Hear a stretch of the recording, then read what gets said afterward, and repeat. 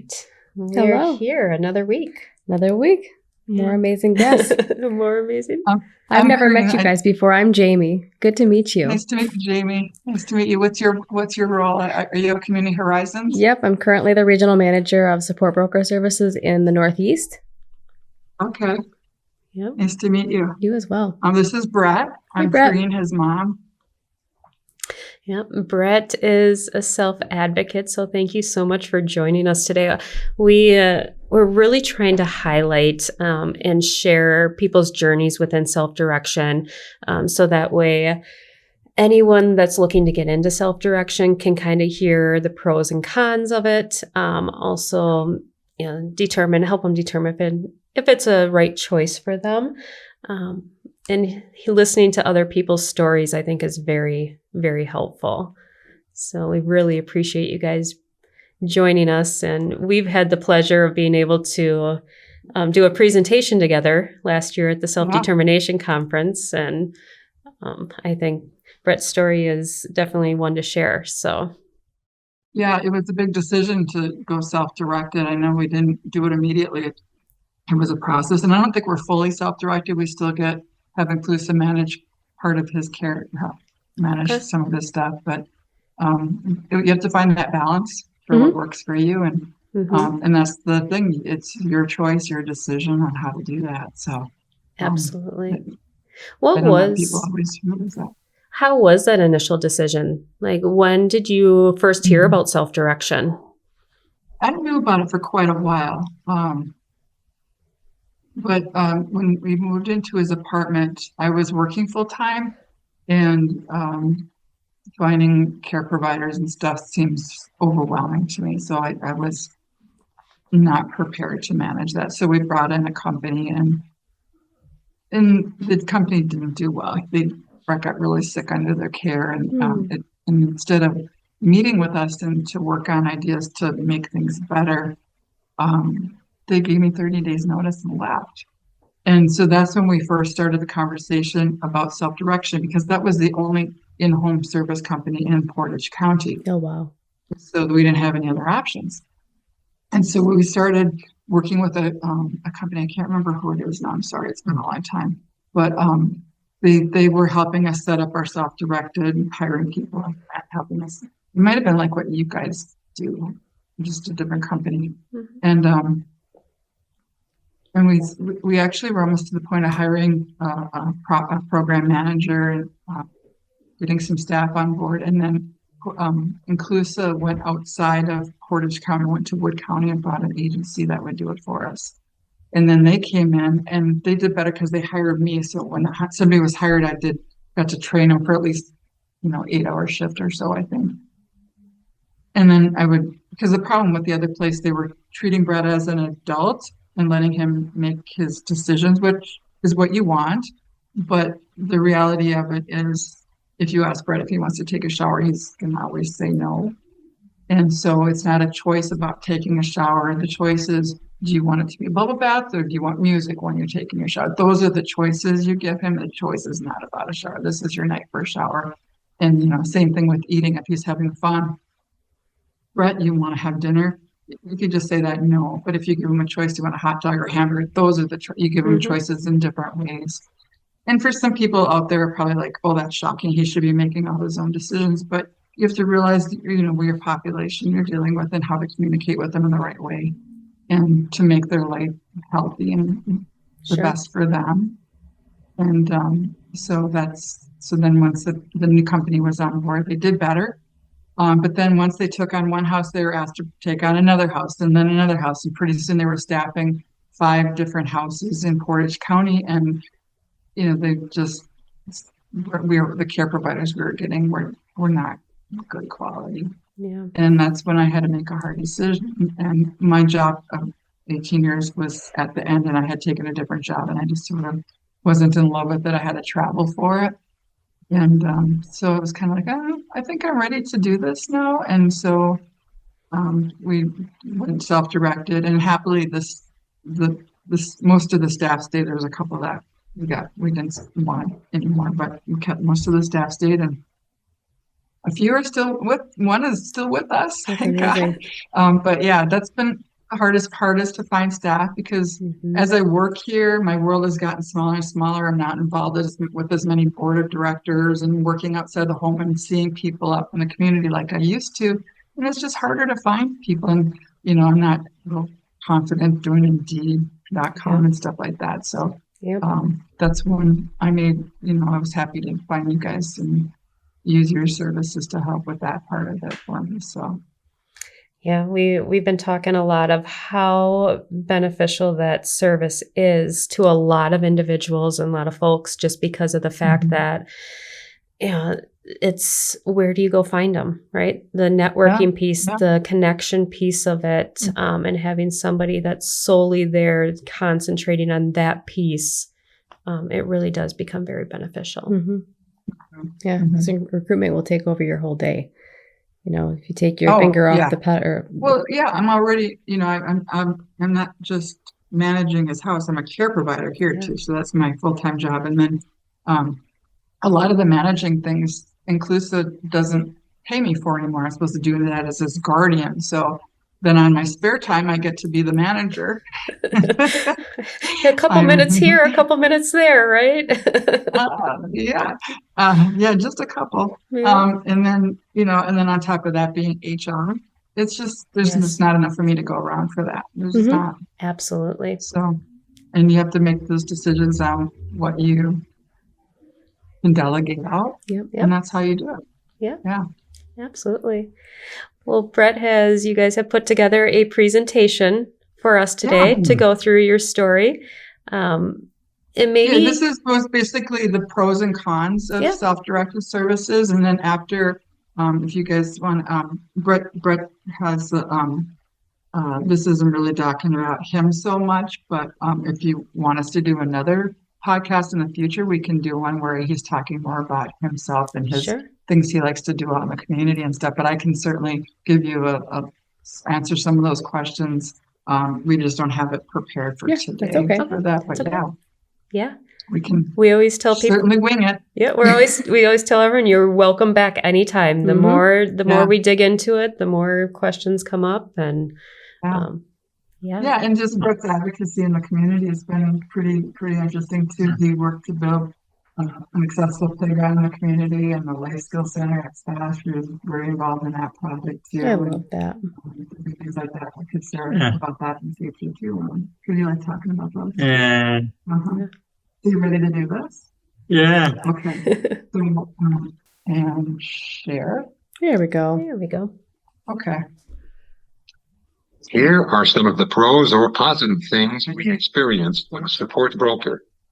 Hi, I'm Brett Everman, a 31-year-old from Plover, Wisconsin. I moved out of my parents' house and into an apartment when I was 21. Best day ever. I live by myself, but I am never alone, as I have 24-hour direct care support. This is my mom, Kareen. I was asked to discuss the pros and cons of using a support broker, but first, the backstory. Inclusa Humana is my managed care organization. When I first moved into an apartment, they helped coordinate a service care organization. The organization recruited, hired, and trained staff for my care. It was a failure. They did not do a good job and my health suffered. Instead of making improvements, they gave a 30-day notice and bailed. Inclusa Humana broadened the search to another county to find another service care organization to staff my apartment. It went a little better because they hired my mom to train the new staff. After 2 years, there were too many issues with staff quality and reliability.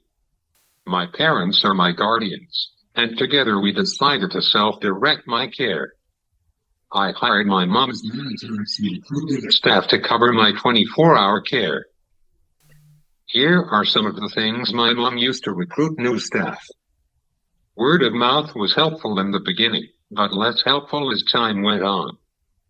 Facebook Marketplace was a joke. She did many job postings on UWSP, Mid-State Technical School websites, and on Indeed.com.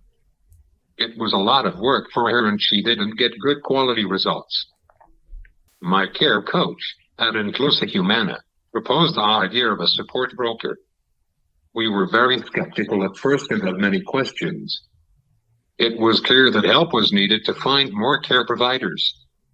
We found out that a support broker could help with many directed services. Specifically, they helped me find staff to cover shifts at my apartment. Here are some of the pros or positive things we experienced with a support broker.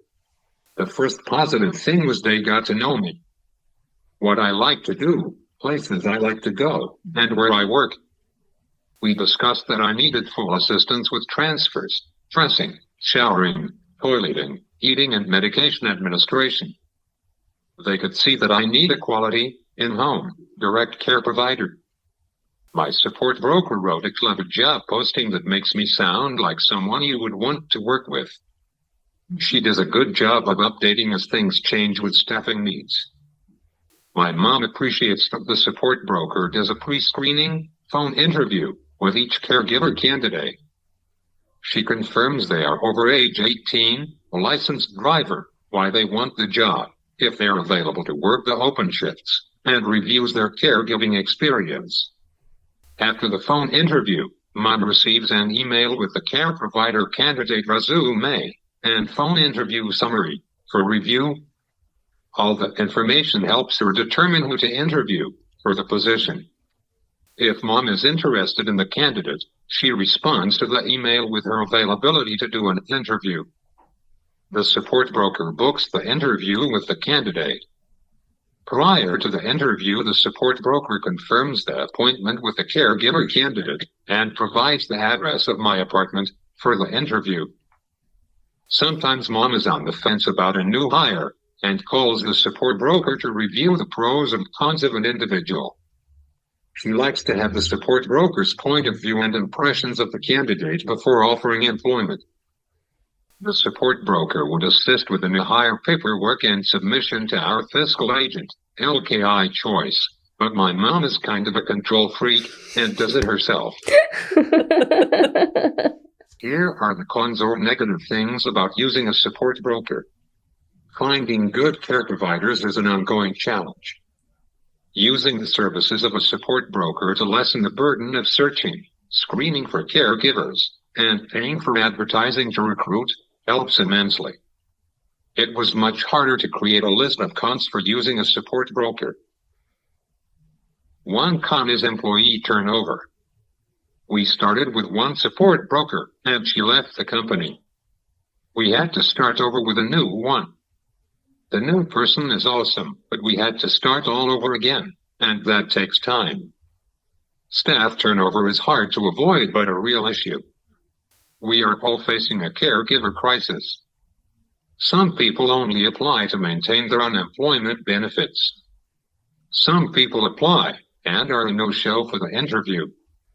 Other caregiver candidates take it a step further by interviewing, completing the paperwork, and do not show up to train. Other care providers train and decide it is not the right job for them. Some caregivers start to work and are overcommitted with family issues, multiple jobs, vehicle breakdowns, child care issues, and the list goes on and on. The caregiver crisis is not the fault of the support broker, but can impact their success. We are competing with medical places that can offer higher hourly rates, benefits, and perks. It makes it nearly impossible to draw quality caregivers. Can any of you relate to this? I'm very grateful to the care providers I have and to the support broker that helps me find them. I hope this helps you understand the role of a support broker and what they can do for you. Thank you for your time and attention. It has been my honor to speak with you. I would be happy to take your questions. That was amazing. Thank you for sharing that. One thing I learned about you guys, Brett and Kareen, is you guys do some public speaking as well, correct? Yeah. So you go around and you guys, share. What do you do a lot? What are a lot of the topics you do? for public speaking? Yeah, we've done quite a few. We get invited to the university a lot, and so we'll speak to different classrooms. Maybe people going into education. They're real curious, because they're going to be working with the population similar to Brett's perhaps in the future. Sometimes we are just there's a group called the Coffee and Culture, and I think they had us return 3 years in a row, and I kept saying, "Are you sure?" But every year it's a different group of students that come in, of course. And I think towards the end we were drawing about 200 people because people just said, "Oh, you got to go hear their story." And because Brett's impacts so many, it's not just education majors. If you're going into business, you're going to need an accessible building. How is this going to impact my work environment, the people I hire, things like that. And it just touches on so many different things. Do you want to say something about it? No? Okay. That's okay. So yeah, we really enjoy it. So Brett would do his part, and then I would share my part, and we kind of meld the two things together. And people really seem to enjoy hearing the story. We share everything from his medical health stuff to his career in school and all the different social groups he's involved in, and his working and, like I said, his community advocacy, building things like that, and just what a day in his life looks like. And it's all pretty interesting what we had to do to modify his home to make it work for him. The vehicle we have to have. There's just so many little things that the average person has no clue what somebody like he has to deal with in his life. And I think it's just a good thing to make people aware of. And we're really happy to share if they're interested. So, yeah, I agree. It's very beneficial to let somebody see, shed the light on how other people are living as well.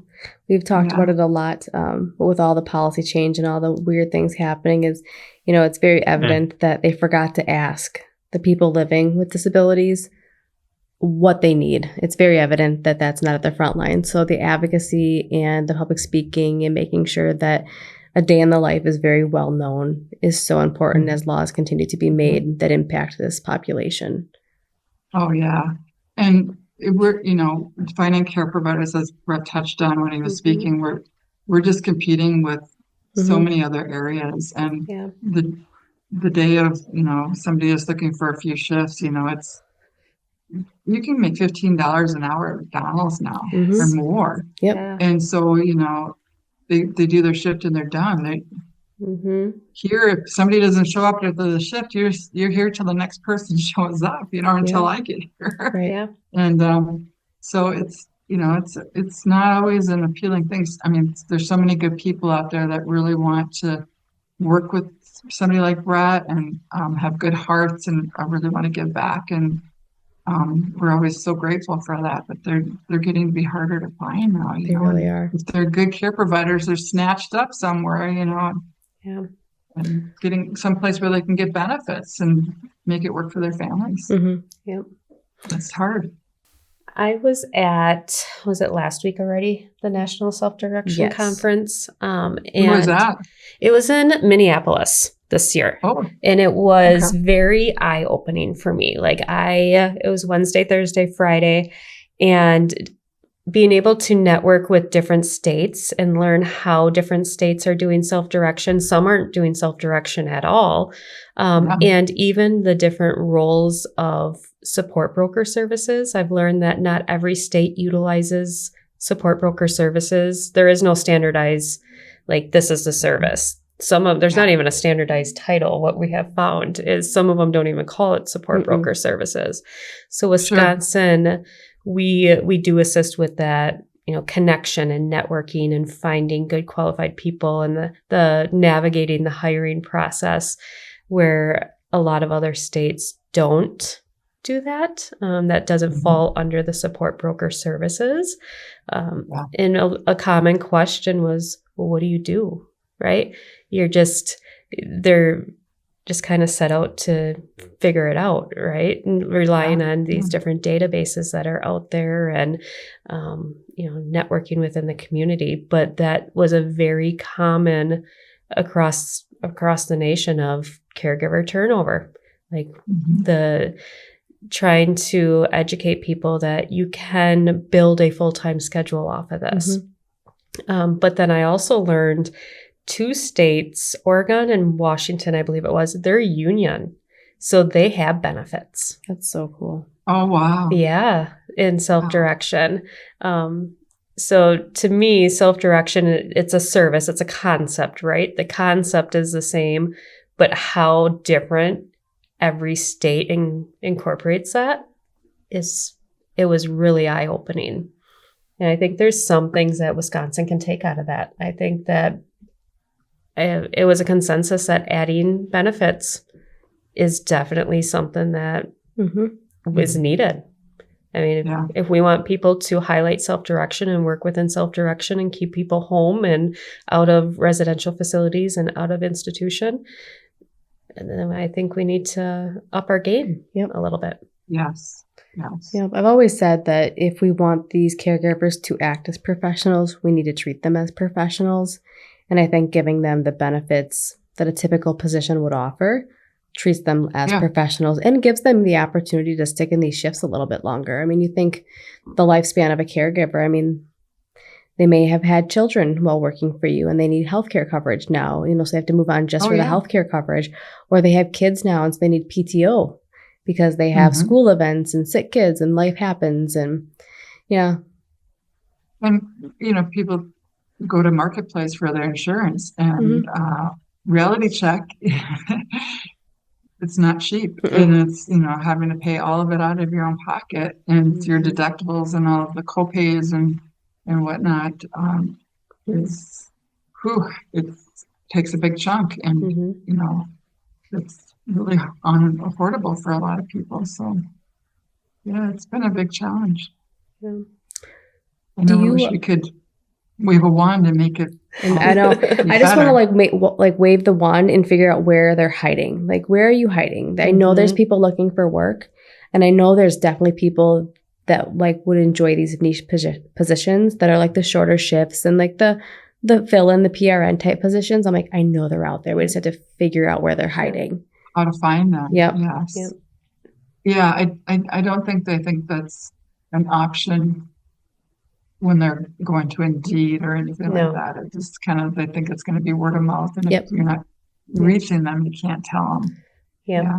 I think that what we've learned recently is that connection and that networking piece is going to be the next wave of recruitment.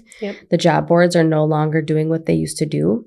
So it really is we're having much more success with word of mouth, talking to people, connecting with people in real life. Because I really think people are craving connection. And that just seems to be the wave that we're going to fall into next. I wonder if there's been a real trend towards homeschooling. Yep. I was just talking about that. If we could tap into the moms in those groups. I used to work at the child passenger safety office with car seats, and it was so much fun when they would come to our office because we had a box of toys, and generally when parents come in with their kids, the kids go right for the toys, but not so with the homeschool kids. The kids were part of the education process. They wanted to learn about the car seat and be involved in that. And it was just so neat to be a part of that. And and I can't help thinking that some of those moms or dads or whatever might be looking for some little income off the side that they would be interested in. Yeah, I've met a few of those kiddos because on the other side of what we do, we help the CLTS program, so the children's long-term care, and that program allows minors to work with those children. And so I've had the opportunity to network with some of the homeschoolers in our community, and they just rocked my socks off. They are impressive human beings. They shake your hand. They have work ethic. They show up. They communicate. Highly impressed. I had a young man who was mowing lawn for a member of ours out in a rural area, and he was handy. He just what can I fix next? What do you got for me? He brought his own lawnmower. He was a 4-H kid, a homeschooled 4-H kiddo, just a super human being. It was very encouraging. So we were literally just talking where are these homeschoolers we need to get in front of them? Yep. That's awesome. Yeah. Yeah. And that would, I'm sure that would work for a lot of them. I'm getting to the point where with Brett stuff, it's taking me longer to train because as he gets older, some of his medical stuff is getting a little more complicated. There's so many things to train on. There's the Hoyers, there's the standing frame, the wheelchair. And if you've never used any of these things before, and I'm always happy to train. If you've never done any of these things, I will train you. But it just takes longer because there's so many things to train on. Loading them in the van, you think, oh, no big deal, but it is when you have to drive up this narrow ramp and then do the tie downs and stuff. It's very scary, especially when there's somebody sitting in that chair, and So there's just so many things to train: G-tube feedings, medications, all those different things. It's just I can do it, and they learn, but it just takes more time. So I'm finding it's harder to do just somebody casually. It's really have to stay here and stay on top of it. Otherwise, you go away for a while and you kind of lose it. All the things he needs. So everybody's got their own specific needs, and how it has to be. And he's pretty social as well, right, Brett? He is. And when I train staff, I said, the first couple hours of your day are going to be really busy. That's when you're going to do Brett's cares and got to get him cleaned up and in his chair and all that stuff. But then the rest of the day, you're having fun. And Brett, do you like it? Yeah. Yeah. He's into going to Golden Sand races. He does a lot of stuff with the Y, so movies, and you have lots of game nights at your house. Yeah. Because unfortunately, the world is not completely accessible.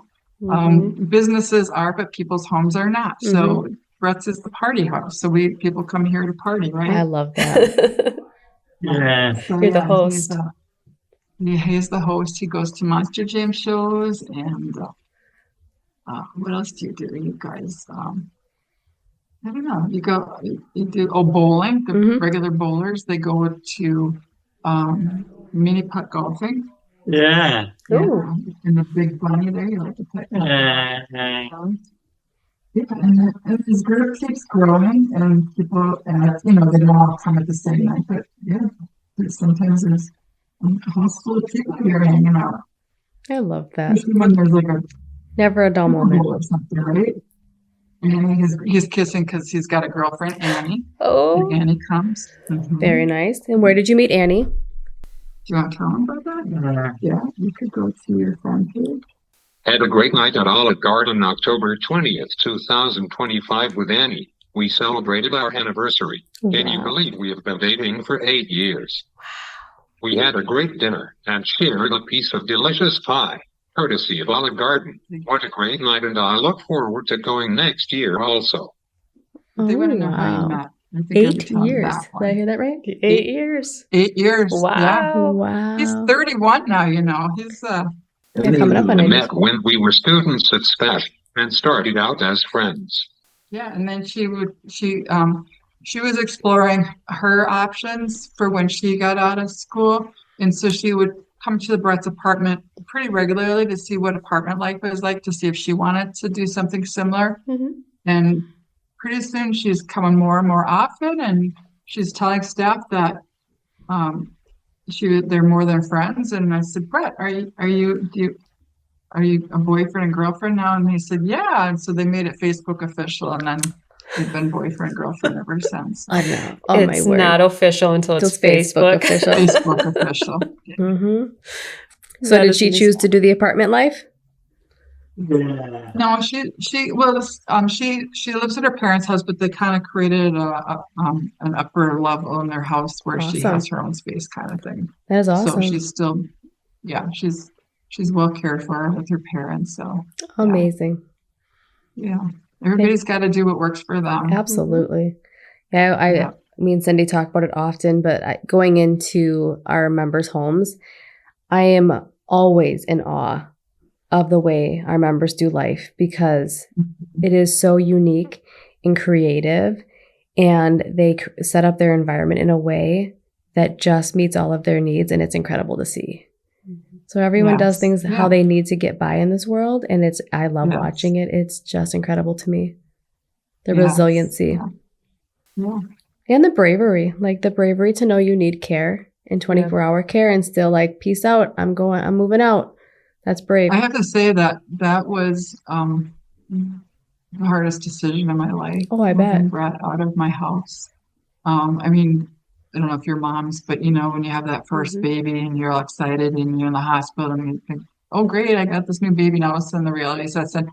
I have to take this baby home and take care of it. You know, that fear factor you have, and take that times 100 million, because when Brett was leaving my house to live in his own apartment was terrifying to me. I lost so many nights of sleep. What if this happens? What if that happens? I'm not there. How's this going to play out? Every scenario would go through my head. But, you know, around age 14, when Brett was in school, because he was special ed, he had an IEP meeting, and they started asking the questions about what Brett wanted to do in the future so they could kind of direct his classroom stuff to prepare him for working. And so I got in the habit of asking him questions every year, and one of them was, Brett, do you want to have a job after high school? Yes, he definitely wanted a job and have money. Do you want to go to school? Not so much. And I felt like he understood that concept, because at that time, his older sister, we had been touring colleges and going through and seeing we took him on all the tours with us and stuff, and saw her go through the testing and all that you had to do to get into college.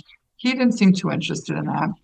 Do you want to get married? Well, no, he was 14, 15 then, no, but he definitely wanted a girlfriend.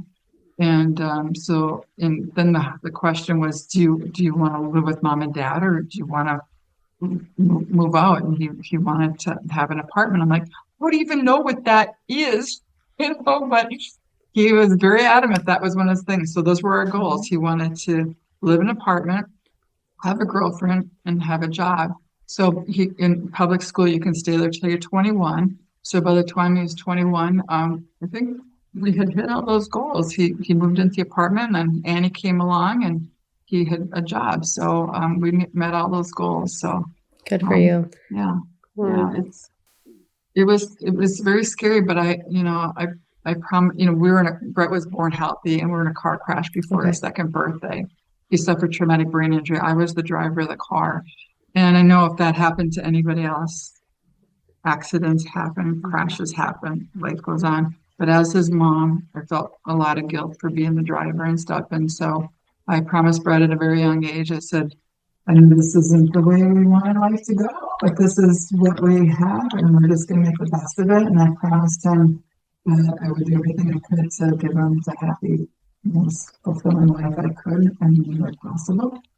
And so that was our goal. And at first I was kind of in denial, and I was going to fix this and make it go away. And I worked myself to death, sending him to therapy every day like crazy, trying to do everything to fix it. But eventually you realize, you know, this is what you have, and you have to accept it. And of course, we still do therapies to improve and get better and get stronger and things. But we know it's not going to be the end all fix all of what we're dealing with. And we just try to make it fun. Our therapies are fun, aren't they? We have all, you know, those are all good goals and things we do. But yeah, so I promised him, and so if that's what he wanted, to live away from his mom and dad, then that's what we had to do. And we did it.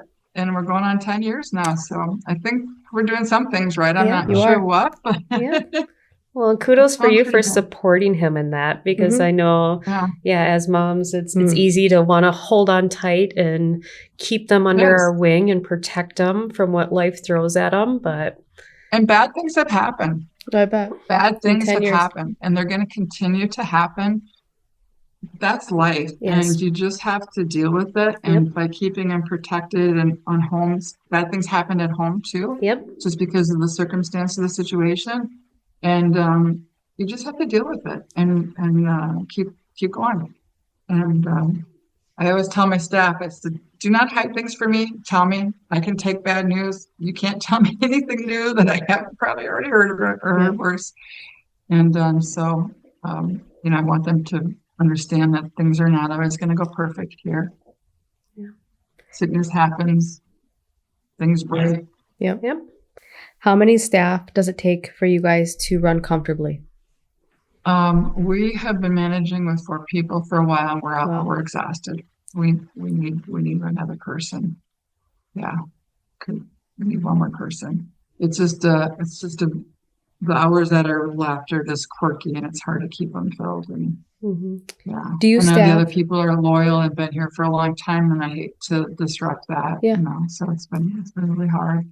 Do you staff based on caregiver availability, or do you run like traditional shifts like a family group home would run? Like a 8 to 4, 4 to 11, 11 to 7? We run a 7 to 3, Okay. 3 to 11, 11 to 7. Of Okay. course, that can vary. Right. Like on the weekends, sometimes people do doubles, and so the person coming in might come in at 10 instead of 11 and stay till 8 instead of leaving at 7. Or I would like to do it on weekends where we're doing 12-hour shifts, but currently the person that's doing that is aging, and she's got arthritis, and so she's not doing cares at night. So she's just there at night for Brett when, she cleans and is there available if he needs something, but she Okay. doesn't typically do a whole lot of cares. So yeah, it's tough. You get loyal to the staff, because they've been here for a while. They become family when they're I do. when They you're do. running a staff of 4. It's They impossible are. to They're my make them family now family. because whether they want to be my family or not. You're hired into the family. Yep. I get attached. I'm sorry. It's just hard not to, you get It's- attached to them. I never understood you get into healthcare and they say don't get attached. I don't know how you don't get attached. If you have a They're heart. taking care of my son. They're taking care of my son. I Yes. have to trust them. Yes. So you have to build that rapport. Yes, I agree. Yeah. What was that like for you in the beginning as a mom to like go home and allow that staff to take over for the shift? It's a good question. It was a mix. In a way, it was kind of like, oh my gosh, I have a moment to myself. I can do something on my own. I can go home and cook dinner or watch TV, my shows or whatever I wanted to do. So that was nice. Not to have him 24 hours a day, but he was always in the back of my mind constantly. absolutely. And still is to this day. I'm always, there's always stuff to do. There's a schedule to make. There's a new MAR to print. There's, recruiting new staff. I got to call this doctor. I have to do this. I have to do that. I have to get this fixed. I have to follow up on that. It's always going to be there. And, always wanting Brett to have fun. Things like that too, finding them opportunities. Yeah. It's all about fun for you, isn't it? Honestly. And it's supposed to be, You're living your best life, So Brett. what's that? You're living your best life, Brett. That's like, Yeah. so That's what it's all about right there. I think people will say that when about Brett, that he's a happy guy and he's, they see him out socially doing things, and I think they're impressed at what he gets out and does. And you're not afraid to try anything, are you? Yep. I have to kind of watch you because you would do anything, wouldn't you? You're pretty daring. Yeah. When I was really, really young in my career, I was working at an AFH, and they were this group of females was very engaged in bowling competition. So they did Special Olympics. And I got to see, and I knew what it took to get all these individuals into the van because that was my job. So it took, sweat, blood, and tears getting all 4 wheelchairs in a wheelchair van and yada, yada. Oh, yeah. And then I and then all these individuals are there, all with varying disabilities. And I knew what it took for them to show up. And it was like, that was for me such a growing experience because it takes a lot of work to be in the community. Well, and that's the thing. People don't realize, we all have to be somewhere at 8:00. Well, I had to get to Brett's place probably by, 6 in order to get him dressed and ready and do his G2 feeding and do his cares and, pack the G2 stuff I'm going to need for the next med pass and make sure I have all the supplies I need and load them in the vehicle and maybe check to make sure that I have my clothes on and not running out in my slippers because I've done that before. Oh, I have too. Do I have shoes on? I showed up to an interview in my slippers. I got out of my car and I'm like, and luckily they were like black moccasins, so I pulled it off. You get away with it? But that was a point of my. He's laughing. I know. I didn't think it was funny at the moment, Brett, but now I can laugh on it because that was a highlight of my career, I guess. Yep. Brett gets to Make-A-Wish with Make-A-Wish, Wisconsin, and we swam with the dolphins and in Atlantis Resort in the Bahamas. That was fun. Yeah. But we were swimming with the dolphins, and we asked him, if he wanted to swim, and I'm like, no, Brett just reached for that dolphin and put his arms around it. He held on for a couple seconds, but I'm like, what? He's not afraid to do anything. He doesn't know how to swim. Stop! That dolphin and rode on it for, look at him. You remember that. What else did you do to the dolphin? You kissed it? Yeah. Did you do the arm sling up? And what did he do? Yeah. What happened? Jumped? Did you get to do that? Yeah. Right back the dolphin that jump in the air. Yeah. Wow. Kisses, and you get to touch them and stuff. That's pretty cool, isn't it? Yeah. Wow. That is amazing. He was quite a bit younger than he. Now if he was making his wish, he'd probably want to meet a NASCAR driver or a monster truck. Well, we meet monster truck drivers all the time. It's a little harder to get to the NASCAR drivers, but that was what he was interested in back then.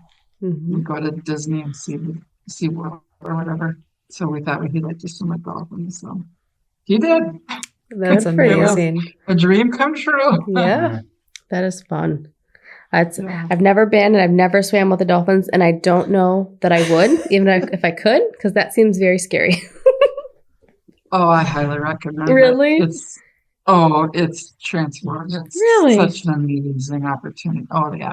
They were so well trained. Yeah, you'll be very safe. I'd be the one dragged underwater. And you're not the only one in there. There's a whole bunch of you and the trainers there, and you each take your opportunities. Yeah, you'll love it. That is very neat. Well, I'm glad you got to do that. Yeah. It's NASCAR season, right, Brett? Oh yeah, NASCAR's a long season. It starts in February and ends in November. So every weekend geez. on Sunday we have a NASCAR party. If a Packer game is on, they might be switching back and forth between the two. But we don't like when they put them on the same weekend, do we? How many people do you, generally speaking, have in and out of the house with the friend groups on a daily basis? Is it quite a few? It depends. There's about 3 that are very loyal that come all the time. But then if there's like a special event, then he'll have bigger groups and stuff. And then that's then the weekends I'm on, it's more of a family event where Nana and Grandma come and join us, and Dad and Mom are here. And then his sister lives in New York State, so they're coming in 4th of July week, so we'll be celebrating with them. And his niece and his sister's having another baby too, congrats. So he's going to be an uncle again. So that's a pretty big deal. That is a big Are you deal. a good uncle? Yeah. Yeah, you are a good uncle, aren't you? Yeah. Yeah, he likes to call Uncle Brett. It's not just Brett, it's Uncle Brett. Uncle Brett. Yeah. That's a proud title. Mhm. Absolutely. Yeah, he's a good uncle. Well, we really appreciate you guys telling your story. And like I said, you are welcome on Anytime. anytime you want to continue our conversations. And a lot of our topics are around self-direction and, the changes. Yep. Is a big one right now. Yep. So And I'd love to hear more about your shenanigans, your community outings, and all the things that you do. Yeah, we can definitely do another one where he talks about some of the groups that he's involved in. Absolutely, Maybe in the advocacy some work. of your listeners aren't aware of and could benefit from those social opportunities too. Because that's when I shared in the beginning how we're really focused on therapy and fixing this and that. But I went to a conference preparing for life after high school, and the guy talked about relationships. And I remember leaving so mad. I was like, I went to learn about getting an apartment and getting a job and this and that. And all he talked about were relationships. But then I realized, when you graduated from high school, none of us said, oh, that was the best math class ever. No, we talked about going to prom and goofing around in the hallway and all the friends we met and all that sort of stuff. And it really made me realize I have to change my focus for Brett. And that's when I started getting him involved in different social groups and got him a mentor who would go out and do things with him socially without Mom. And he was out doing things with his peer groups and stuff. And life became fun and more entertaining and just not so rigid in therapy and that kind of stuff. And it really transformed everything. We kind of changed that direction. So That's really cool. we can talk about that. I'd and love some that. of those things, right? Uh, Yeah. Yeah. That'd be really helpful. So- Like I had mentioned, we work with the CLTS program, and I think that is a topic, in that community is, that transitioning kiddo Mhm. from child to the adult world, and that's an absolutely horrifying experience. And what does that look like, and what is out there for this population so that they can capture as much joy as humanly possible in this lifetime? Because they're out there, but no one's really advertising it. Like there's this group or that group or this opportunity or this conference where you can meet people that are like you and think like you and maybe wheelchair users like you, and you can go do fun stuff. We'll email you and we'll get it on the calendar. You want to say goodbye? I'm gonna. Okay. Bye, Brett. It was so Bye, awesome Brett. to meet you guys. Good to see Take you care. guys. Yeah.